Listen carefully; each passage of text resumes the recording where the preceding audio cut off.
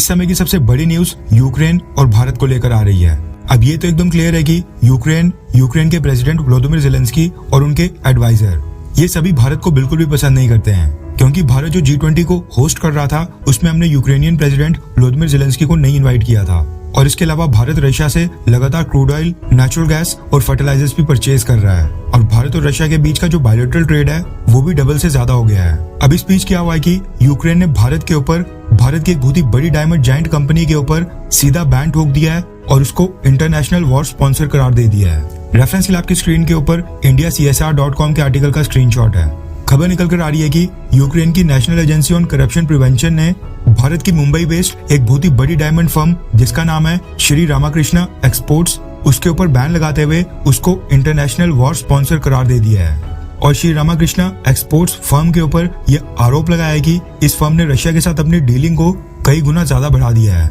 इसलिए यूक्रेन भारत की इस कंपनी को इंटरनेशनल वॉर स्पॉन्सर का दर्जा देता है। अब सबसे पहले मैं आपको बता दूंगी इंटरनेशनल वॉर स्पॉन्सर यानी कि the international sponsors of war ये एक ऐसी लिस्ट है जिसको यूक्रेन की गवर्नमेंट मैनेज और समय समय के ऊपर अपडेट करती रहती है। यूक्रेन के अंदर यूक्रेन की national agency on corruption prevention यानी कि NACP इस लिस्ट को अपडेट करती रहती है और दुनिया भर की कंपनीज को इसमें ऐड करती रहती है। अब यूक्रेन की सरकार की तरफ से इस लिस्ट में उन कंपनीज को ऐड किया जाता है जो यूक्रेन युद्ध स्टार्ट होने के बाद भी रशिया के साथ अपने बिजनेस को लगातार ग्रो कर रही हैं। और आज की डेट में इस लिस्ट में दुनिया भर की 36 कंपनियां हैं जो कि दुनिया भर के 15 देशों से हैं और इसके अलावा दुनिया भर के 170 इंडिविजुअल्स इस लिस्ट में शामिल हैं। यूक्रेन का कहना है कि भारत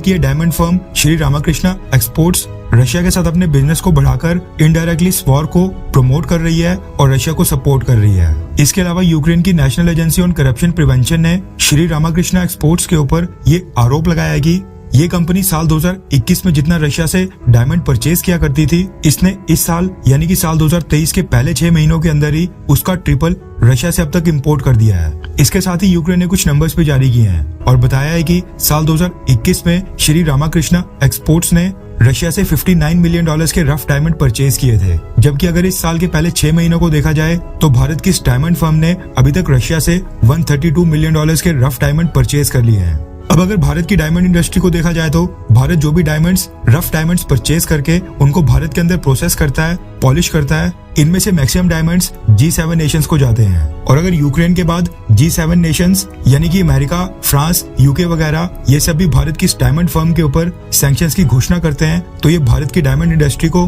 बहुत ही बड़ा झटका होगा। अब ऐसा नहीं कि भारत अगर रशिया से क्रूड ऑयल परचेज कर रहा है तो रशिया से रफ डायमंड परचेज करना वो भी कोई इसी तरह का फैसला है। अब इन दोनों फैसलों में बहुत ही बड़ा डिफरेंस है और भारत के प्रधानमंत्री मोदी जी ने खुद ही G7 नेशंस को इस चीज की रिक्वेस्ट की थी कि भारत का जो डायमंड सेक्टर है वो रशिया के ऊपर सैंक्शंस के कारण काफी प्रभावित हो रहा है, इसलिए जो भारत की डायमंड फर्म्स रशिया के साथ बिजनेस कर रही हैं, रशिया से रफ डायमंड परचेज कर रही हैं, उनके ऊपर सैंक्शंस ना लगाए जाएं। और इस रिक्वेस्ट के बावजूद यूक्रेन की सरकार ने भारत की डायमंड फर्म के ऊपर सैंक्शंस लगाने की घोषणा की है और उसको इंटरनेशनल वॉर स्पॉन्सर घोषित कर दिया है। अब आप सोचिए कि जब यूक्रेन भारत की किसी डायमंड फर्म के ऊपर इस तरह का आरोप लगाते हुए उसको इंटरनेशनल स्पॉन्सर ऑफ वॉर घोषित करेगा, जब दुनिया भर में इस तरह की हेडलाइंस छपेंगी तो इससे भारत की क्या छवि बनेगी। क्योंकि आपको पता है कि यूक्रेन की सरकार से रिलेटेड जब भी कोई न्यूज अपडेट आती है उसको आज की डेट में पूरी दुनिया में कवर किया जा रहा है। यूरोप से लेकर अमेरिका, UK, कनाडा, इन सभी वेस्टर्न देशों में यूक्रेन की सरकार से संबंधित न्यूज को काफी बढ़ा चढ़ाकर बताया जाता है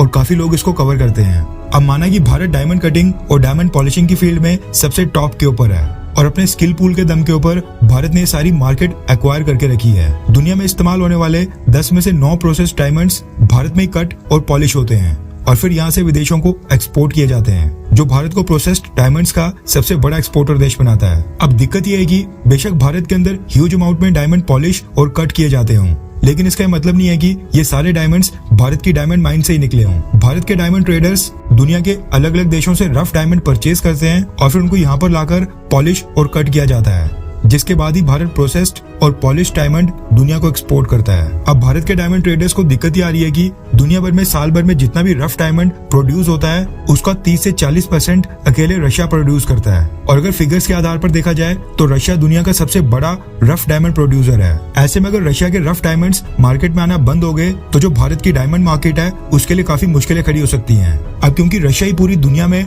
रफ डायमंड्स का सबसे बड़ा प्रोड्यूसर है, उसी के चलते भारत के डायमंड ट्रेडर्स को रशिया से बहुत ही ह्यूज क्वांटिटी में रफ डायमंड परचेज करने पड़ते हैं। और यूक्रेन चाहता है कि भारत के डायमंड ट्रेडर्स रशिया से रफ डायमंड परचेज ना करें। और अगर ऐसा होता है तो भारत के डायमंड ट्रेडर्स के लिए सस्टेन कर पाना काफी मुश्किल होगा, उनको कई बिलियन डॉलर्स का नुकसान उठाना पड़ेगा। अब भारत के लिए दिक्कत यह है कि यूक्रेन की सरकार के बाद अगर G7 देशों ने भारत की डायमंड फर्म्स के ऊपर बैन लगाना स्टार्ट कर दिया तो जो भारत के डायमंड ट्रेडर्स हैं उनके एक्सपोर्ट में 80 से 90% तक की गिरावट देखने को मिल सकती है, क्योंकि उनका 80 से 90% माल इन्हीं G7 कंट्रीज में जाता है। इसके अलावा यूक्रेन की सरकार ने भारत के बाकी डायमंड ट्रेडर्स को भी इसी तरह की धमकी दी है और ये साफ तौर पर कहा है कि अगर भारत के डायमंड ट्रेडर्स रशिया के साथ इसी तरह से अपने ट्रेड को और भी बढ़ाते रहे तो यूक्रेन की सरकार यानी जो यूक्रेन की national agency on corruption prevention है वो भारत की और भी डायमंड फर्म्स को इंटरनेशनल वॉर स्पॉन्सर की लिस्ट में शामिल करेगी और उनके ऊपर बैन थोपेगी।